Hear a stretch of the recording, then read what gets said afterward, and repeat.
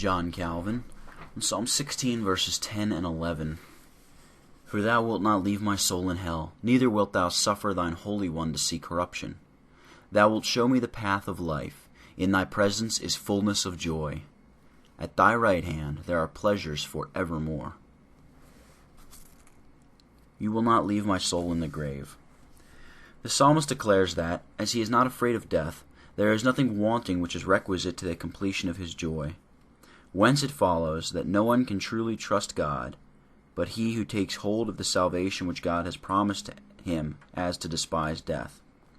Moreover, it is to be observed that David's language is not to be limited to some particular kind of deliverance, but he entertains the undoubted assurance of eternal salvation, which freed him from all anxiety and fear. You have made known to me the path of life. You will fill me with joy in your presence, with eternal pleasures at your right hand. The psalmist explains the way in which God will exempt him from the bondage of death, namely, by conducting and bringing him at length safely to the possession of eternal life.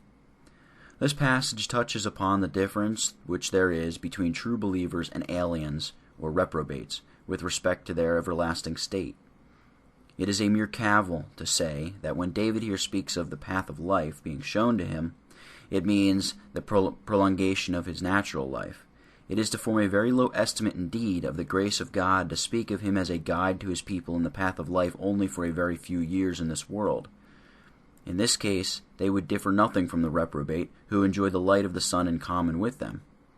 If, therefore, it is the special grace of God which he communicates to none but his own children, that David here magnifies and exalts, the showing of the way of life, of which he speaks, must undoubtedly be viewed as extending to a blessed immortality, and, indeed, he only knows the way of life who is so united to God that he lives in God and cannot live without him. David next adds that when God is reconciled to us, we have all things which are necessary to perfect happiness. True and solid joy in which the minds of men may rest will never be found anywhere else but in God, and therefore none but the faithful, who are contented with his grace alone, can be truly and perfectly happy.